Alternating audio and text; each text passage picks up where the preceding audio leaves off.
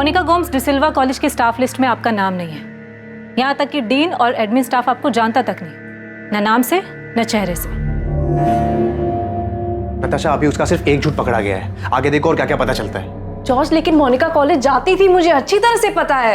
Even मुझे भी यही लगता था कि वो वहां पढ़ाती थी। इतने सालों से वो ऐसे कैसे झूठ बोल रही थी? सिर्फ यही नहीं, उसने और कई झूठ बोले। मुझे तो वो पॉल पर भी शक हो रहा है कि पॉल और मोनिका ने मिलकर किया है। पीटर अंकल सही थे।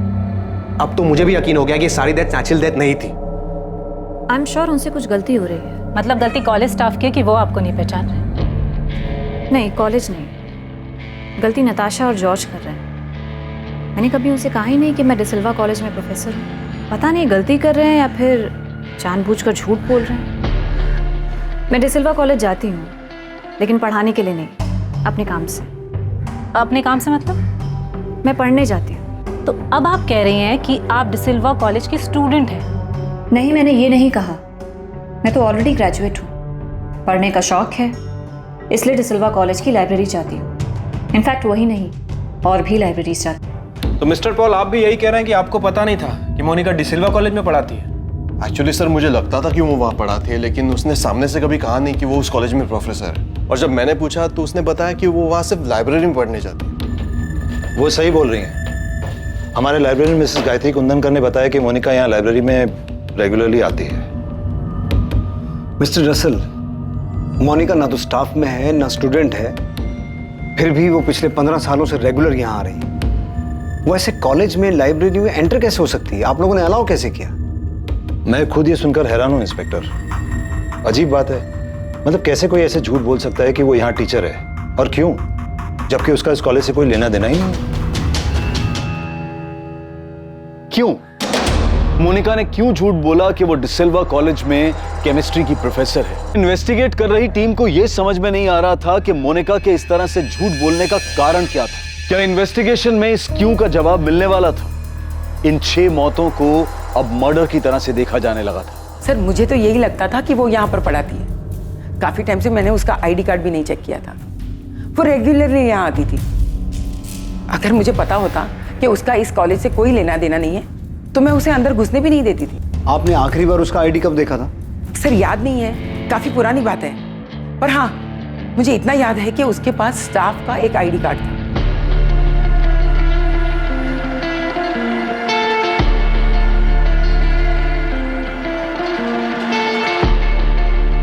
Good morning ma'am. मॉर्निंग।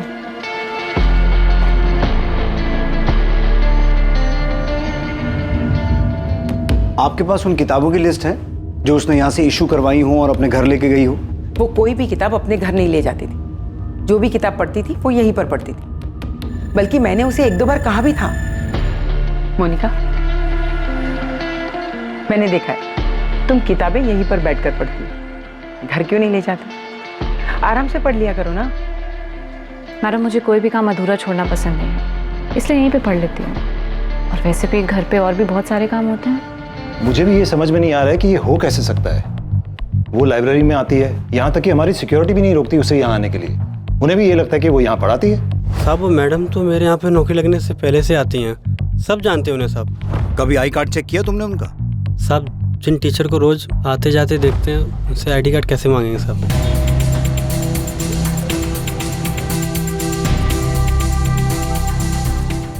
उसने अपनी फैमिली को अपॉइंटमेंट लेटर दिखाया है कि 2004 में उसे यहाँ असिस्टेंट प्रोफेसर की जॉब मिली। इंस्पेक्टर, उसने अपने फैमिली को जो भी कहा हो, मैं साबित कर सकता हूँ कि वो यहाँ टीचर कभी नहीं रही। पर ये कैसे पॉसिबल है? वो इतने आराम से कॉलेज में घुस जाती है, कोई उसका आई कार्ड चेक नहीं करता है, और ये काम वो पिछले 15 सालों से कर रही है।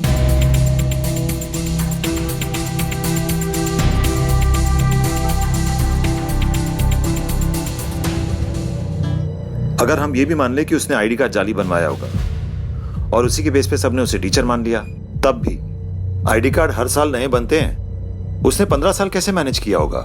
मिस्टर रसल, हमारे लिए ये जानना जरूरी है कि क्या मोनिका की पहुंच बैरामेक्सिन तक हो सकती है या नहीं। लेकिन जब वो इतने सालों से आपके कॉलेज में, लाइब्रेरी में खुलेआम घूम सकती है, तो वो आपकी केमिस्ट्री लैब में भी जा सकती है और वहां से बैरामेक्सिन लेकर लैब से, कॉलेज से बाहर भी जा सकती है। ये इम्पॉसिबल है इंस्पेक्टर। बैरामेक्सिन एक रेस्ट्रिक्टेड केमिकल है, लैब में भी सिर्फ एक्सपेरिमेंट्स में यूज होता है, वो भी कड़ी निगरानी में। मुझे आपके लैब इंचार्ज और लैब टेक्नीशियन से मिलना है। बैरामेक्सिन? इसका नाम मैंने पहली बार तब सुना था जब फिलिप की डेथ हुई थी। पुलिस ने बताया था मुझे कि उसने बेरामैक्सिन लिया था और ये एक तरह का जहर होता है। आज तक इससे ज्यादा मुझे बेरामैक्सिन के बारे में नहीं पता। सचमुच? जी सचमुच। ये एग्जैक्टली है क्या? मैंने कभी नहीं देखा। I mean I don't know. आप वाकई इतने अनजान हैं, फिर अनजान बनने का नाटक कर रही हैं। आप तो मुझे अच्छे से जानती भी नहीं है, फिर ऐसा क्यों सोच रही है मेरे बारे में? आप चाहे तो आराम से अंदर बैठ के बात कर सकते हैं। कॉफी पियेंगी आप? बेरामैक्सिन कहाँ से मिला? डिसिल्वा कॉलेज से ना, इसलिए आप अक्सर वहाँ जाया करती थी, राइट? मैंने कहा ना, मुझे नहीं पता ये बेरामैक्सिन क्या होता है, कहाँ से आता है। मुझे साइंस में इंटरेस्ट है, लेकिन सिर्फ लर्निंग के प्रोसेस से। वैसे ये बेरामैक्सिन होता क्या है?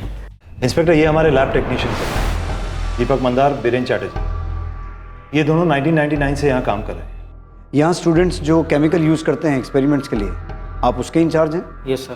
सर हम बहुत सावधानी बरतते हैं सर। बेरामैक्सिन जैसे रेस्ट्रिक्टेड केमिकल का तो बहुत ध्यान रखते हैं। सर हम सब चेक करते हैं, क्या एक्सपेरिमेंट है और कितनी मात्रा में केमिकल लगेगा सब। और सर जब हम लोग भी ड्यूटी से वापस घर जाते हैं तो सिक्योरिटी हमें भी चेक करते हैं। इंस्पेक्टर, मैं भी आपको यही बता रहा था कि ये पॉसिबल नहीं है।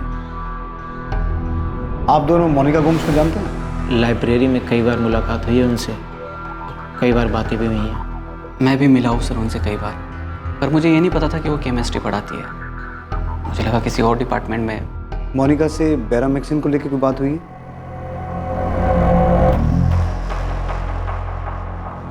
लाइब्रेरी में कई बार बातचीत हुई, डिस्कशन भी हुआ, लेकिन केमिस्ट्री से जुड़ी किसी चीज़ पर कोई बातचीत नहीं हुई सर। सर स्पेस साइंस पे मेरी कई बार बात हुई थी, पर केमिस्ट्री पे कभी बात नहीं हुई। बेरामैक्सिन को लेकर पक्का कोई बात नहीं हुई? पक्का सर। मुझे आपकी इस लैब का 2004 से लेकर अब तक का पूरा डेटा चाहिए, खास तौर पर बेरामैक्सिन का। 2004 से अब तक कितना आया, किस किस एक्सपेरिमेंट में कितना यूज़ हुआ, पूरा रिकॉर्ड। आप दोनों के पास 3 घंटे का टाइम है। 3 घंटे में मुझे पूरा डेटा चाहिए।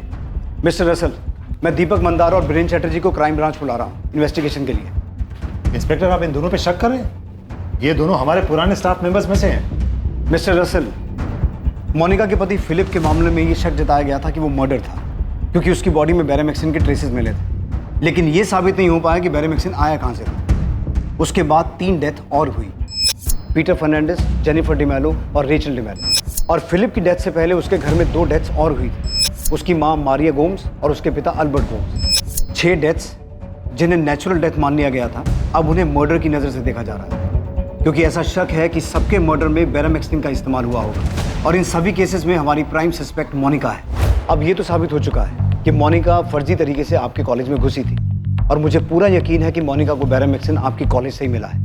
अब या तो उसने आपके कॉलेज की लैब से चुराया है, या फिर उसे ये आपके किसी टेक्नीशियन से मिला है, जिसने अनजाने में या फिर किसी लालच में आकर जानबूझकर उसे दे दिया।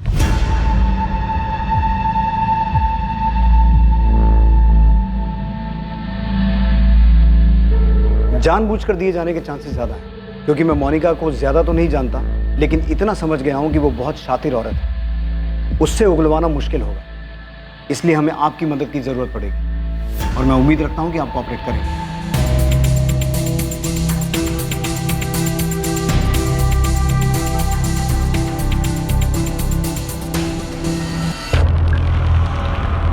भरत, डिसिल्वा कॉलेज की केमिस्ट्री लैब का डेटा चेक करने के लिए फौरन एक टीम बनाओ। सारा डेटा जल्द से जल्द एनालाइज करो। ठीक है सर, एक टीम बनाकर काम पे लगा देता हूँ। फिलहाल ये केस हमारे लिए सबसे अहम है, बाकी सभी केसेस साइड पे रखो। सर मैंने पॉल से भी बात की है, उसका कहना है कि उसे पता ही नहीं था कि मोनिका डिसिल्वा कॉलेज में प्रोफेसर है। झूठ बोल रहा है पॉल।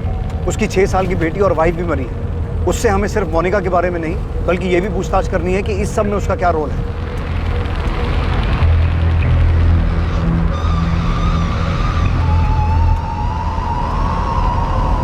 अमृता, मुझे जल्द से जल्द मोनिका के फ़ोन रिकॉर्ड्स चाहिए। जब उसने पहला फ़ोन खरीदा होगा तब से लेकर अब तक जितने भी नंबर इस्तेमाल किए हैं, एक एक नंबर की डिटेल चाहिए। सर तब से लेके अब तक मोनिका भी 38 साल की है, तो उस वक्त 18 से 20 साल की होगी जब उसने पहला फ़ोन खरीदा होगा, राइट? मतलब 2001 या 2 से लेकर अब तक। और पीछे जाना पड़े और पीछे जाओ, लेकिन एक एक नंबर की डिटेल निकालो। कॉलेज में फर्जी तरीके से घुसना, अपने आप को प्रोफेसर बताना, कॉलेज से बेरामैक्सिन चुराना, नकली पेपर्स बनवाना। मैं मानता हूँ कि बहुत शातिर औरत है, लेकिन इतना कुछ करने के लिए उसने किसी न किसी की मदद तो ली होगी। भरत, डिसिल्वा कॉलेज के डेटा पर टीम लगाने के बाद तुम्हारा अगला काम गांधीनगर एफएसएल से बात करना है, क्योंकि शायद फोरेंसिक से हमें ये पता चले कि जो 6 मौतें हुई वो नेचुरल थी या उन्हें जहर दिया गया था। मतलब फिलिप के अलावा वो 5 मौतें हैं जो पिछले 14 साल में हुई हैं। करेक्ट। और उसके तुरंत बाद तुम्हें मोनिका की हिस्ट्री भी निकालनी है। कौन है, कहाँ से आई, एक एक डिटेल चाहिए मुझे। 6 मौतें मतलब 6 मर्डर्स, जिसमें एक 6 साल की बच्ची भी है। ये औरत है क्या?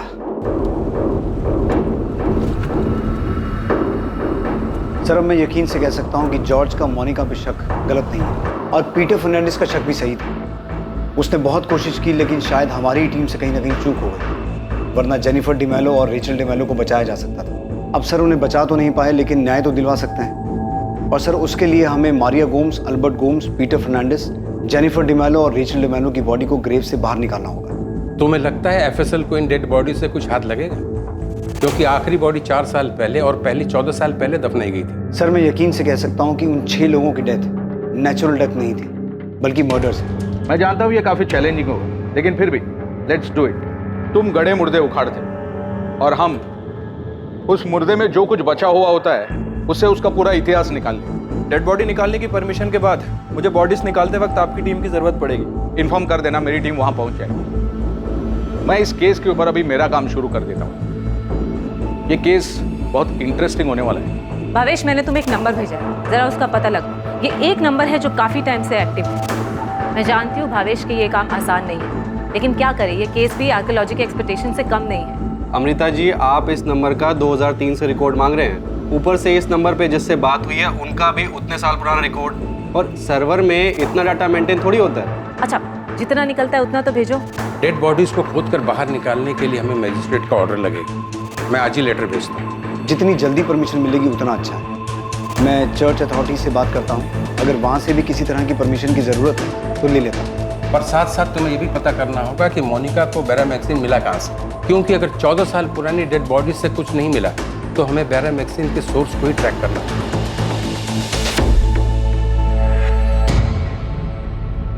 तो ये सब मर्डर ही थे ना सर?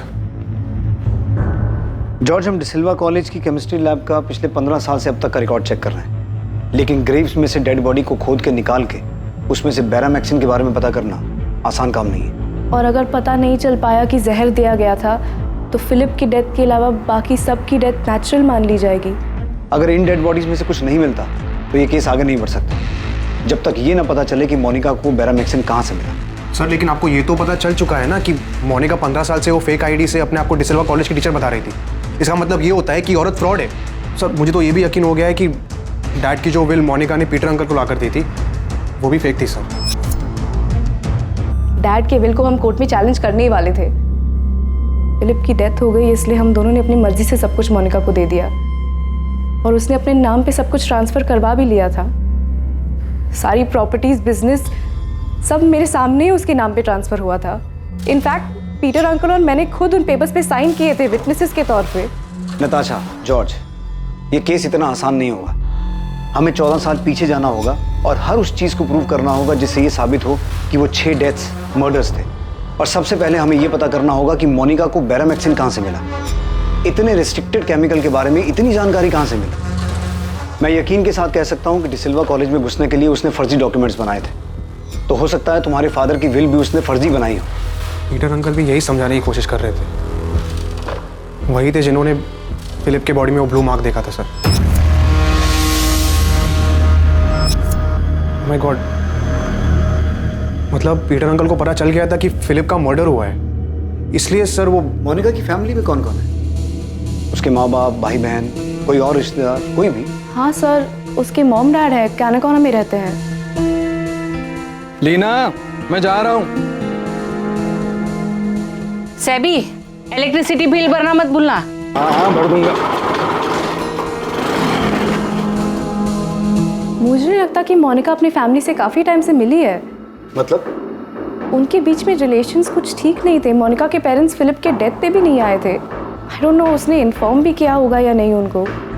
6 लोगों की डेथ जो शायद मर्डर्स हों, तो मोनिका का इसके पीछे का मोटिव सिर्फ तुम्हारी प्रॉपर्टी को हासिल करना था? मुझे लगता है कुछ और भी गड़बड़ है। वही तो हम भी समझ नहीं पा रहे कि मोनिका के साथ गड़बड़ क्या है। सर, पॉल की वाइफ रेचल और उसकी बेटी जेनिफर। हमें लगता है कि उन दोनों को भी मोनिका ने मारा है सर, जिनका हमारी प्रॉपर्टी से कोई कनेक्शन नहीं है। मोनिका का मानसिक संतुलन ठीक है ना? सर मोनिका हमेशा से एक बहुत अच्छी इंसान रही है, पर अब लगता है कि शायद उसकी पर्सनालिटी का कोई दूसरा भी साइड है जिसके बारे में आज तक हमें पता ही नहीं चला।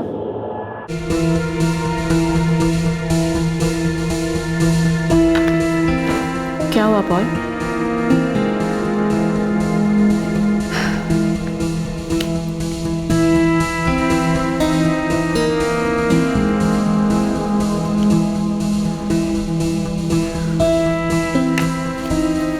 तुम्हें क्या लगा मैंने तुम्हारे खाने में कुछ मिलाया है? तुमने ग्रेवयार्ड पे रेचल को किस क्यों किया था? क्योंकि रेचल मेरी बहुत अच्छी दोस्त थी Paul. I love you Paul. मैंने कुछ नहीं किया है। नताशा और जॉर्ज को गलतफहमी हो रही है। पॉल मैं प्यार का दिखावा नहीं कर सकती, लेकिन मैं उन सब से प्यार करती थी जिन्हें मैंने खोया है। मुझे भी बहुत दुख है उनके जाने का।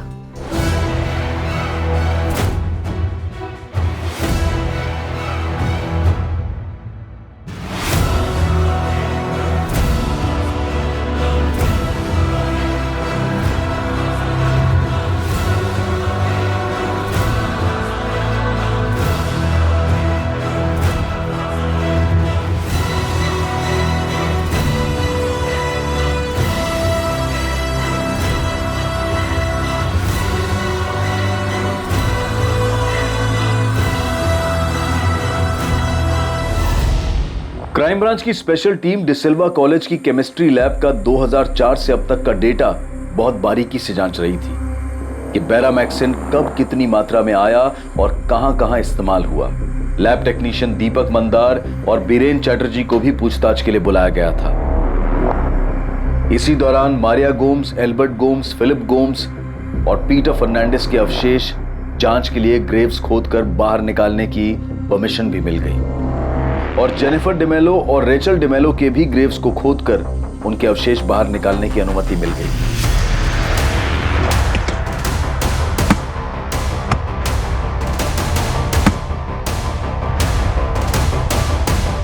सर, मोनिका के भी रीसेंट फोन रिकॉर्ड से पता चला है कि मोनिका के अपने फैमिली मेंबर नताशा और जॉर्ज के अलावा एक प्रशांत कदम नाम के आदमी से लगातार बातचीत रही है। एक ही नाम मिला है? जी सर।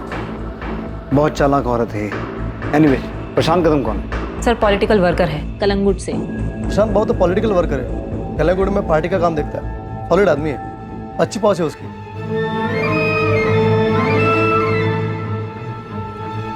ऐसा कोई बड़ा पॉलिटिशियन नहीं है, पर एरिया में धाक है उसकी। पर मैम ये मोनिका का प्रशांत कदम से क्या कनेक्शन हो सकता है? गणेश, ये तुम मुझसे मत पूछो, खोद कर निकालो और मुझे बताओ कि क्या मामला है। ये 6 के 6 डेथ मर्डर्स लग रहे हैं। फिलिप के केस में तो तुम चूक गए थे, पर इस बार कोई गलती नहीं होनी चाहिए। सर, खबरी गणेश ने कलंगुट में अपने नेटवर्क से पता लगाया है कि मोनिका अपने फैमिली बिजनेस के सिलसिले में अक्सर प्रशांत कदम से मिलती रही है और उसके अलावा भी मिलती रही है। अलावा भी मतलब?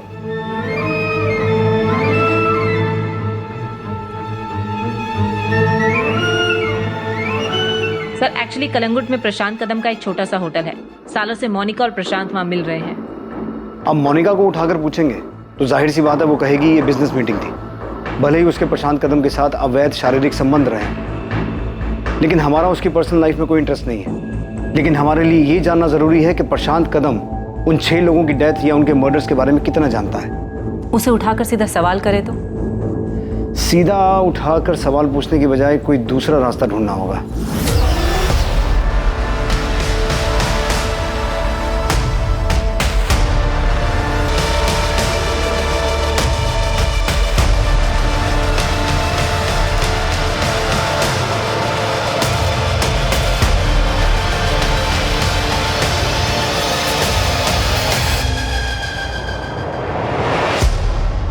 सिर्फ फिलिप गोम्स की मौत के बाद पोस्टमार्टम हुआ था और उसकी बॉडी से बेरामैक्सिन के ट्रेसेस पाए गए थे। लेकिन बाकी 5 मौतों में किसी का भी पोस्टमार्टम नहीं हुआ था क्योंकि उनकी मौत को नेचुरल बताया गया था। अब उन बॉडीज को बाहर निकाला गया था, उनके अवशेषों की जांच होने वाली थी। क्या इस जांच में कुछ सामने आने वाला था जिसकी पुलिस को उम्मीद थी? क्या इन सभी को भी जहर देकर मारा गया था? फोरेंसिक टीम के लिए भी इन सभी सवालों के जवाब ढूंढना आसान नहीं था। प्रफुल्ल, तुम अच्छी तरह जानते हो कि इतने सालों के बाद डेड बॉडी के नाम पर हमें सिर्फ कुछ हड्डियां, कुछ स्केलेटन मिलने वाली थी, और वही हुआ। लेकिन अच्छी खबर यह है कि हम उनका डीएनए हासिल करने में कामयाब हुए।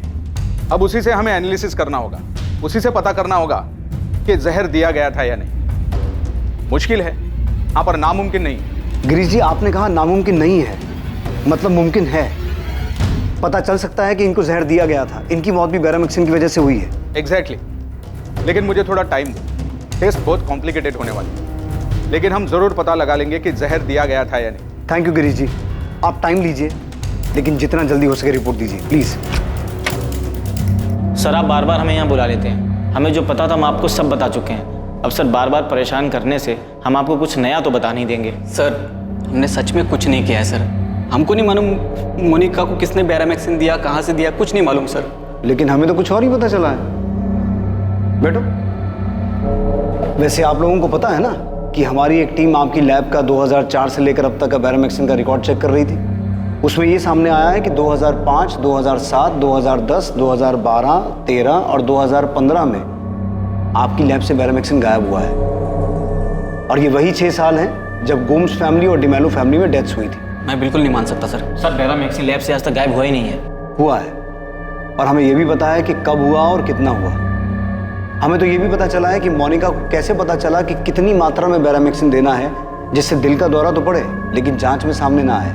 थैंकफुली उस दिन तब तक हमने फिलिप की बॉडी उसकी फैमिली को हैंडओवर नहीं की थी, और उसी वक्त पीटर फर्नांडिस ने नोटिस किया कि फिलिप की बॉडी नीली पड़ रही है। डॉक्टर प्रांस भाई, मैंने उन सभी डॉक्टर से बात की है जिन्होंने बाकी लोगों के केस हैंडल किए थे, लेकिन उनमें से कोई भी डॉक्टर ये पता नहीं लगा पाया कि उन्हें जहर दिया गया था। इंस्पेक्टर, जैसे कि मैंने बताया, इसमें 2 वजह हो सकती है। पहली ये कि उसे जहर दिया ही नहीं गया हो। ये तो इम्पॉसिबल है, क्योंकि मोनिका गुम्स के बारे में जो भी सच सामने आया है वो आम बात नहीं है। वो बहुत शातिर औरत है और उसने बड़ी चालाकी से ये मर्डर्स किए हैं। दूसरी वजह यह है कि मोनिका ये अच्छी तरीके से जानती है कि किसी इंसान को हार्ट अटैक आने के लिए कितनी मात्रा में बैरामिक्सिन डोज दिए जाते हैं, और जिससे कि वो डिटेक्ट भी ना हो। तो मोनिका को एग्जैक्टली पता होगा कि कितना बैरामिक्सिन देना है। शायद मोनिका को एग्जैक्ट मात्रा पता थी, और ये वो खुद पता नहीं लगा सकती जब तक कोई एक्सपर्ट उसे ना बताए, और इसी काम में आप दोनों ने उसकी मदद की है। वैसे आपकी जानकारी के लिए बता दूं, बाकी 5 लाशों को भी ग्रेव्स में से खोद के निकाल लिया गया है। उसकी जांच चल रही है, और अगर उन लाशों में बैरामिक्सिन के ट्रेसेस मिले ना, तो तुम दोनों तो बहुत बुरा फंसने वाले। सर, मैं कसम खा के बोल रहा हूँ, मैंने कुछ नहीं किया। सर, इतना खतरनाक केमिकल जो एक्सपेरिमेंट में भी इतनी निगरानी में यूज़ होता है, मैं ऐसे ही किसी को नहीं दूंगा। सर, हम पहले ही बता चुके हैं, हम बस उसे लाइब्रेरी में मिले थे, थोड़ी बहुत कुछ बातचीत हुई थी, लेकिन केमिस्ट्री या बैरामिक्सिन के बारे में कोई बातचीत नहीं हुई। हम लोगों ने लैब के रिकॉर्ड बहुत अच्छे तरीके से मेंटेन किए। हमें मान ही नहीं सकते सर कि केमिकल गायब हुआ है। अगर हुआ भी है तो किसी और ने किया सर, हम दोनों ने नहीं सर। किसी और ने किया है मतलब? और कौन कर सकता है? देखो, बात को समझ लो, ये केस बहुत सीरियस है। हम ऑलरेडी 14 साल लेट चल रहे हैं। अब अगर किसी की वजह से एक दिन की भी देरी हुई ना, तो उसे बख्शेंगे नहीं हम। सर, हमने कॉलेज से मिले डेटा को 6ठी बार छाना है। कुछ मिला? नहीं सर। और आपको? नहीं। दीपक और बीरेन अभी भी कह रहे हैं कि उन्होंने बैरामिक्सिन मोनिका को नहीं दिया। सर, इतने सालों में रत्ती भर बैरामिक्सिन लैब से गायब नहीं हुआ। सारा रिकॉर्ड क्लियर है। सर, मुझे नहीं लगता कि मोनिका को बैरामिक्सिन लैब से मिला होगा।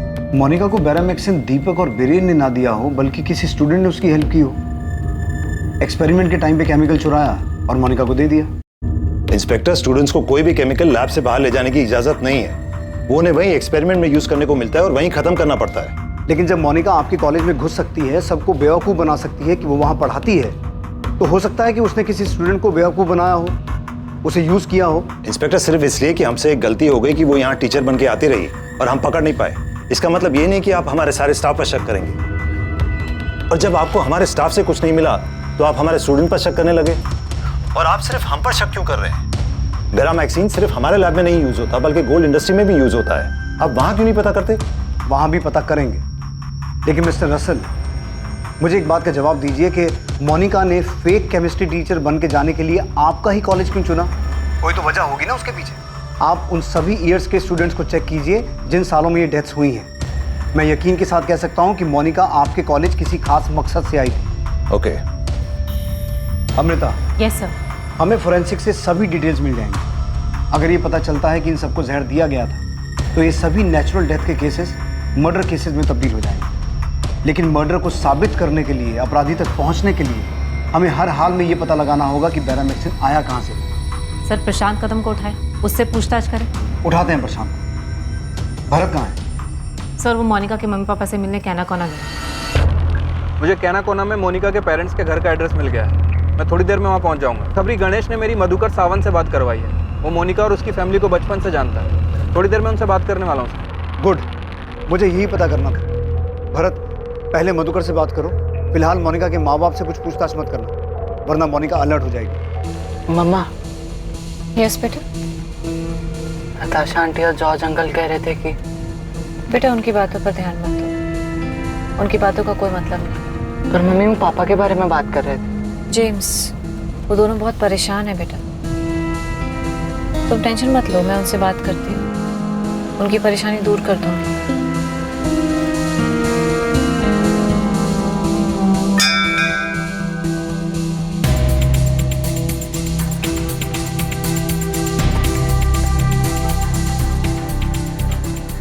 मोनिका, जेम्स को घर का रास्ता पता है, वो खुद घर वापस आ सकता है। नताशा, जेम्स मेरा भी बेटा है। फिलिप की हेल्थ और उसके पीने की आदत की वजह से हमने डिसाइड किया था ना कि वो तुम्हारे साथ रहेगा।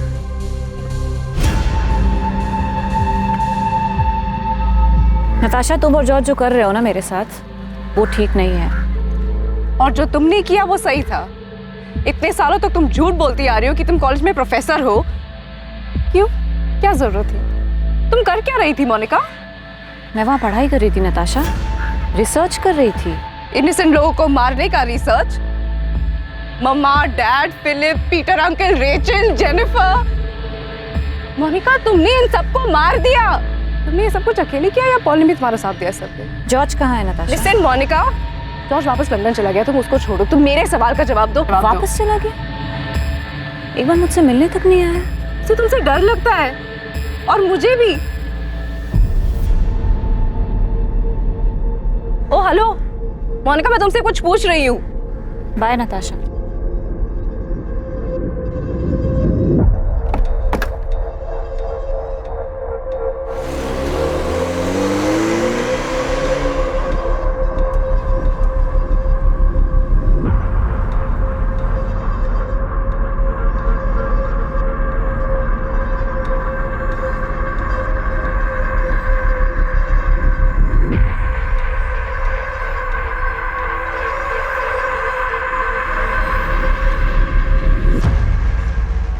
हाँ, जानता हूँ मोनिका, कई साल से जानता हूँ। तो चलो फिर तुमसे कुछ पूछताछ कर लेते हैं। इस बारे में काफ़ी टच में हूँ मोनिका, तो जानते ही होगे किस बारे में बात करनी।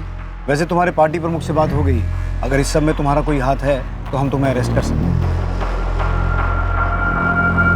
चलो। हेलो। प्रशांत कदम बहुत कुछ जानता था। इस मामले में उसकी भूमिका होने के भी काफी आसार थे, पर बावजूद इस सब के उसे तोड़ना पुलिस के लिए आसान नहीं था। दूसरी तरफ कैनाकोना में पुलिस मधुकर सावंत से मोनिका के अतीत के बारे में बहुत कुछ सनसनीखेज जानने वाली थी। आइए मधुकर।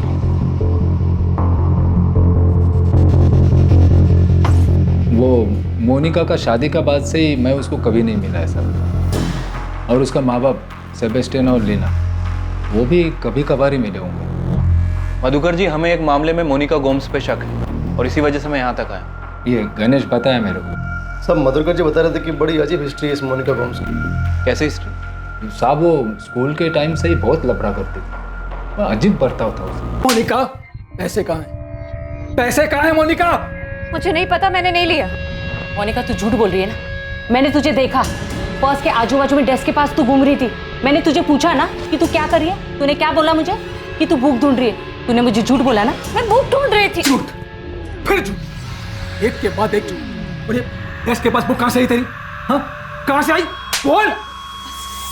पर्स से पैसे चुराए ना तू? चुराए ना पर्स से पैसे? हाँ, करने के बाद भी चुरा। सच बोलना। नहीं सुधरेगी। बोल, चुराएगी पैसे? चुराएगी? करेगी चोरी? मैं पूछती हूँ। मोनिका, सच बोलना, तूने चुराए पैसे? मोनिका की चोरी की आदत के कारण वो हर रोज ही सेबेस्टियन से मार खाती, और ये बात पूरे कॉलोनी को पता थी। अपने फादर के पर्स से पैसे चुराने की आदत को आप उसकी क्रिमिनल हिस्ट्री बता रहे हैं? सिर्फ पर्स से पैसा चुराने का बात नहीं है ना सर, वो स्कूल में एक लड़के का ज्वेलरी भी चुराया था उसने। स्कूल ने सेबेस्टियन को बुलाया भी था। उस रात तो सेबेस्टियन ने बहुत मारा था। क्यों मोनिका, क्यों क्यों करती है ये सब? अरे कितनी शर्म आई मुझे सबके सामने जब तूने मेरी बेइज्जती करवाई। अरे सुधरती क्यों नहीं है? सैमी बस करो। लीना तू घर छोड़। इतना मार दो इसको मार मुझे। अरे आज मैं इसको ऐसा सबक सिखाऊंगा ना, सेबेस्टियन चोरी करने का सोचेगी भी नहीं। नहीं है सेबेस्टियन, उसको कितना लगा है देख। नहीं, हाथ में चोट लगी है, उसका हाथ टूट गया है। अरे बहुत तो क्या अरे कहाँ से सीखा ये सब? मोनिका मैंने प्लास्टर कर दिया है, इसे ठीक होने में टाइम लगेगा। सोते समय ध्यान रखने पे दबाव मत पड़े और इसे खोलना मत। उस रात तो सेबेस्टियन ने मोनिका को इतनी बुरी तरह मारा तो उसका हाथ फ्रैक्चर हो गया। मोनिका क्यों करती है तू ऐसा? क्या जरूरत थी तुम्हें उस लड़के की ज्वेलरी चुराने की? हाँ देख बेटा, अब भी टाइम पे सुधर जा, वरना बहुत पछताना पड़ेगा। मोनिका बेटा, हाथ कैसा है अब तेरा? पहले से दर्द कम है ना? ले हल्दी वाला दूध पी ले। उस रात मैंने और मेरी बीवी ने उसको बहुत समझाने की कोशिश की। देख बेटा, तेरा डैड बहुत ईमानदार आदमी है, उसूल का एकदम पक्का है वो। उसूलों की वजह से ही डैड गरीब है अंकल। अरे ऐसे नहीं बोलते, उसी की ईमानदारी की कमाई से तेरा घर चल रहा है ना? सिर्फ घर ही चल रहा है ना आंटी, 2 टाइम का खाना मिल रहा है बस। चोरी करना जुर्म है, क्राइम है। अरे बहुत बुरी आदत है, अगर ये आदत तूने नहीं छोड़ी ना तो एक दिन तुझे। एक दिन मेरे पास बहुत सारा पैसा होगा अंकल, मैं बहुत अमीर बन जाऊंगी, जो चाहूंगी वो खरीद पाऊंगी, किसी के सहारे नहीं रहूंगी। तेरा डैड जो भी कर रहा है ना तेरे अच्छे के लिए कर रहा है। हमने उसको अपनी तरफ से बहुत समझाया, उसका माँ बाप ने भी उसको समझाया। देखकर ऐसा लगने लगा था कि वो सुधर गई, खास करके फिलिप से शादी के बाद। हालांकि सब लोग हैरान थे कि इतना अमीर घर का लड़का फिलिप को ये मिडिल क्लास लड़की मोनिका से प्यार कैसा होता। हाँ, पर एक ऐसी शादी थी साहब जिससे सारा कॉलोनी खुश था।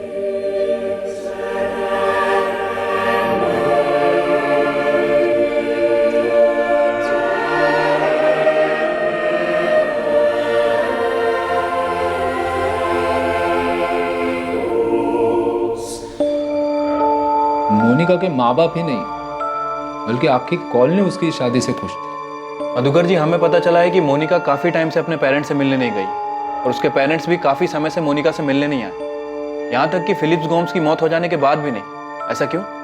इस बारे में मैं ज़्यादा नहीं जानता है सर। हाँ, पर सेबेस्टियन ने अपनी लाइफ में कुछ चीज़ों को स्वीकार कर लिया था। देखना नहीं चाहती मतलब?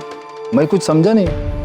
वो मुझसे और लीना से मिलना ही नहीं चाहती, उसे अब अपनी ज़िंदगी में हमारी कोई ज़रूरत नहीं। मरे और कितने पता नहीं, मुझे लगता था फिलिप से शादी के बाद वो बदल जाएगी, ठीक हो जाएगी, पर ऐसा कुछ नहीं हुआ। वो जैसी थी वैसे ही है। मेरी इकलौती बेटी, इकलौती औलाद अपने माँ बाप की शक्ल तक देखना नहीं चाहती। सेबेस्टियन ने कभी नहीं बताया कि मोनिका ने उनसे नाता क्यों तोड़ा। देखिए मधुकर जी, आप मोनिका और उसकी फैमिली को बचपन से जानते हैं। मैं आपसे सीधा एक सवाल पूछता हूँ, कुछ छुपाइएगा। मधुकर जी, क्या यह पॉसिबल है कि सेबेस्टियन और लीना को पता था कि उनकी बेटी मोनिका ने अपने ससुराल वालों को जहर देके मारा? मधुकर जी, मोनिका के पति के केस में ये साफ हुआ है कि उसकी बॉडी में जहर था। अभी साहब, मेरे को सेबेस्टियन, लीना और मोनिका के बारे में जितना भी मालूम था ना मैंने आपको बता दिया। अब ये सेबेस्टियन और लीना उसके बारे में क्या जानता है क्या नहीं जानता है वो मेरे को नहीं मालूम।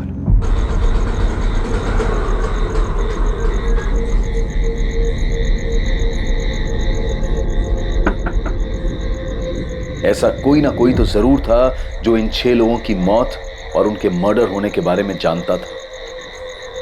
गोम्स परिवार में हुई हर एक मौत, यहां तक कि जेनिफर और रेचल की मौत, इस सब के बारे में कोई तो था जिसे जानकारी थी। 14 सालों तक स्वाभाविक मौत के नाम पर छुपी इन 6 रहस्यमयी हत्याओं में से एक शातिर षड्यंत्र की बू आ रही थी और इस षड्यंत्र की जानकारी एक नहीं बल्कि कई लोगों को थी। पैरामैक्सिन, ये क्या होता है? मेरे को तो मालूम ही नहीं। तू मोनिका को 2003 से जानता है ना, जब वो शादी करके आई थी। मैं मोनिका से पहली बार अपनी केलंगूट वाली शॉप में मिला था, तब से ही दोस्ती है। दोस्ती से ज्यादा ही है। तुमने जो पता किया है वो सच है। हम दोनों का फिजिकल रिलेशन है, वो उसकी भी जरूरत है और मेरी भी। तो चल रहा है, पर उसने अपनी फैमिली में किसी का मर्डर किया है ये बात मैं नहीं मान सकता। उसका अच्छा दोस्त है ना तू, तो ये भी जानता होगा कि मोनिका फर्जी आईडी बनाकर डिसिल्वा कॉलेज में केमिस्ट्री टीचर बनके घूम रही है। मेरे को इतना मालूम है कि उसे पढ़ने का शौक है, अब वो वहाँ स्टूडेंट है या टीचर ये मालूम नहीं। प्रशांत कदम, मोनिका अकेले इतनी बड़ी धोखाधड़ी और 6 मर्डर्स नहीं कर सकती। तो आपको क्या लगता है मैंने उसकी मदद की है? मैंने अपने एरिया केलंगूट में छोटे मोटे झगड़े किए हैं, बल्कि अब तो वो सब भी छोड़ दिए। मर्डर तो बहुत दूर की बात है। मेरे को इलेक्शन लड़ना है, नेता बनना है, मैं काहे को ये बेकार के झगड़ों में पड़ूंगा। दोस्त, नेतागिरी तो तू भूल जा, क्योंकि तू नहीं बताएगा तो भी हम पता तो करेंगे और तुझे तेरी असली जगह पर पहुंचाएंगे। जब मेरा कोई इन्वॉल्वमेंट ही नहीं है इसमें तो मैं क्यों डरूं? करो आपको जो करना है। प्रशांत से हर दिन पूछताछ हो रही थी, पुलिस के सवाल उसका पीछा नहीं छोड़ रहे थे। हर दिन उसे पूछताछ के लिए पुलिस स्टेशन बुलाया जाता था। अलग अलग पुलिस वाले अलग अलग तरीके से उससे पूछताछ करते थे। आखिरकार प्रशांत कदम के टूटने के संकेत मिलने लगे थे। यकीनन प्रशांत कदम के पास पुलिस को देने के लिए ढेरों जानकारियां थी, पर वो पुलिस के सामने घुटने नहीं टेक रहा था। दूसरी तरफ पुलिस लगातार मोनिका पर नजर बनाए हुए थी। पुलिस ने मोनिका पर 24 घंटे निगरानी रखी थी।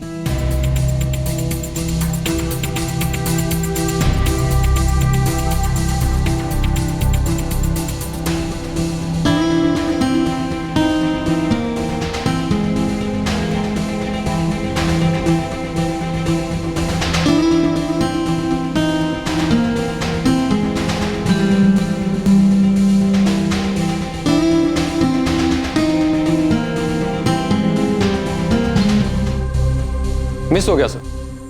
जब तक मैं वहां पहुंचता उससे पहले किसी और ने पीसीओ इस्तेमाल कर लिया था, इसलिए सर रीडायल करने का कोई मतलब नहीं बनता था। लेकिन शरद, ये तो कंफर्म है ना कि मोनिका ने वहां से किसी को फोन किया और उसकी बात भी हुई?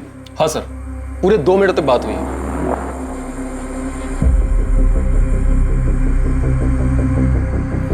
मोनिका ने 1:30 पे कॉल किया था। सर ये है उस पीसीओ का नंबर जहां से उसने कॉल किया था।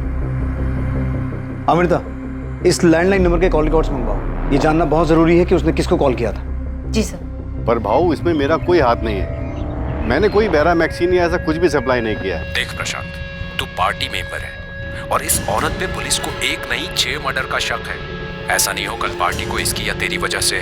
भाऊ, ऐसा कुछ नहीं होगा, मेरा ये मर्डर में कोई हाथ नहीं है। तो जिसमें भी तेरा हाथ है, तूने उसकी जो भी जिस भी तरह की मदद की है जाके पुलिस को बता दे। मेरी बात तो सुनो, मैंने उसको थोड़ी मदद की है, लेकिन मुझे नहीं पता था कि उसने ये सब। प्रशांत, मेरे को सुनाने का मतलब नहीं है। तुझे जो बताना है, जो कहना है, पुलिस को जाके कह। पुलिस के लिए ये एक बड़ी सफलता होने वाली थी कि प्रशांत बयान देने और सच बताने के लिए तैयार हो गया था। वो जुर्म जिसकी शुरुआत 14 साल पहले हुई थी, अब अपने असली चेहरे के साथ सामने आने वाला था। अब एक बड़ा खुलासा होने जा रहा था। एक ऐसी कड़ी, एक ऐसी समानता सामने आने वाली थी जो 14 सालों तक सबकी नजरों से बची रही थी। इन सभी 6 मौतों में एक समानता थी जो फिलिप गोम्स के केस के अलावा सभी केसेस में छूट गई थी। इंस्पेक्टर प्रफुल्ल, जिस रिपोर्ट का तुम्हें बेसब्री से इंतजार था वो मेरे सामने मेरे टेबल पर है। फिलिप गोम्स का एनालिसिस पोस्टमार्टम के चलते तुम्हारे पास पहले से ही है। बाकी 5 लोगों की मौत जिस प्रकार हुई थी वो अगर मैं तुम्हें बताऊंगा तो तुम चौंक जाओ। सबको जहर दिया गया था? हाँ, एनालिसिस के मुताबिक उन सभी को फिलिप गोम्स की तरह बैरामैक्सिन दिया गया। Maria Gomes, Albert Gomes, Peter Fernandes, 6 साल की बच्ची जेनिफर और उसकी माँ रेचल डिमेल, इन सभी को बैरामैक्सिन दिया गया था, जिसकी वजह से उन्हें हार्ट अटैक आया, जिसकी मात्रा इतनी कम थी कि डॉक्टर भी उसे पहचान नहीं पाए और उन्हें डेड डिक्लेयर कर दिया। और इस तरह सारे मर्डर्स एक नेचुरल डेथ बन गए। 6 मासूम लोगों की हत्या जो 14 साल तक स्वाभाविक मौत मानी जाती रही, दरअसल ये मौत स्वाभाविक नहीं, क्रूर हत्याएं थीं। 2010 में फिलिप गोम्स की मौत पर शक सबसे पहले गहराया था, पर अनदेखी और लापरवाही के कारण ये हत्या आत्महत्या के नाम पर दर्ज की गई और फाइल बंद कर दी गई। जो सच 14 साल जमीन में दफन रहा, वो आज बाहर आकर न्याय की गुहार लगा रहा है। एक नहीं, 6 निर्मम हत्याओं की कहानी कह रहा है। ये साबित हो चुका है कि 6 लोगों की डेथ नेचुरल नहीं बल्कि मर्डर्स थी। इन 6 लोगों को मारने के लिए जिस बैरामैक्सिन का यूज हुआ, क्या आपको उसकी जानकारी मिल चुकी है कि वो कहाँ से आया था? अभी तक तो नहीं मैम, लेकिन जल्दी पता चल जाएगा। मोनिका जिस कॉलेज में प्रोफेसर बनकर जाती। देखिए, मैं बता चुका हूँ कि अभी सिर्फ ये साबित हुआ है कि 6 लोगों के मर्डर्स किए गए। क्यों हुए, किसने किए, कैसे किए, ये सब पता लगाना अभी बाकी है। हमारे पास कुछ लीड्स हैं, लेकिन फिलहाल वो लीड्स आपके सामने नहीं रख सकते। प्रशांत कदम, तेरा खेल और पॉलिटिकल करियर दोनों खत्म। सजा कम करवाने का एक मौका दे रहा हूँ। हमें पता तो चल चुका है कि मोनिका का इन मर्डर्स में साथ तू नहीं दिया था, बैरामैक्सिन तू न ला के दिया था। साहब, मैंने उसकी मदद नहीं की। मुझे तो सुनकर खुद शौक लगा था कि उसने 6 लोगों को मारा है। सच्ची बोल रहा हूँ साहब, मेरे को आइडिया नहीं था कि उसने किसी को मारा है। हेलो, कौन बोल रहा है? कौन तुमने किया है? तुम बताओ कौन बोल रही हो? असिस्टेंट सब इंस्पेक्टर अमृता बोल रही हूँ। 6 दिन पहले मोनिका गोम्स ने तुझे पीसीओ से कॉल किया था ना? 1 सेकंड पहले तो तू बहुत फैल रहा था, ये अचानक तेरी बोलती क्यों बंद हो गई? मोनिका गोम्स को जानते हैं? जी जानता हूँ मैं उसे। नाम क्या है तेरा? लॉरेंस। खाली लॉरेंस, आगे पीछे कुछ नहीं है? Kevin Lawrence. केविन, तू मोनिका गोम्स को कैसे जानता? मेरे को बैरामैक्सिन के बारे में तो कुछ मालूम नहीं, पर मैं आपको कुछ और बता सकता हूँ। पर मेरे को मालूम नहीं कि उनका इन मर्डर से कुछ लेना देना है कि नहीं। प्रशांत, अपने भेजे का इस्तेमाल कर। मोनिका नहीं बोल रही है तो तू बोल, तेरे पास मौका है। जो जानता है बक दे, वरना दोस्त इतना तोड़ेंगे ना, तुझे बोलना तो पड़ेगा।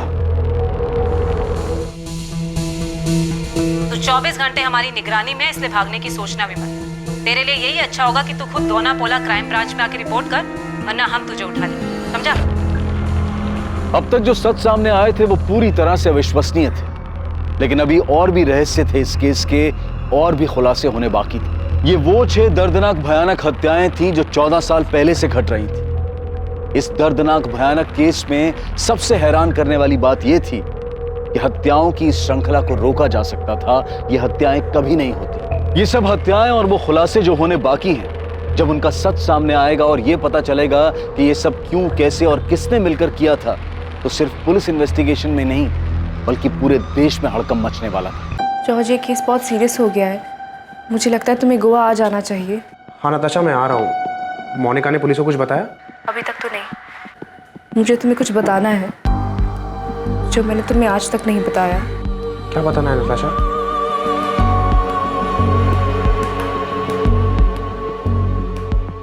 ये षड्यंत्र कैसे रचा गया, कैसे अपने अंजाम तक पहुंचा और कौन कौन इस साजिश में लिप्त थे,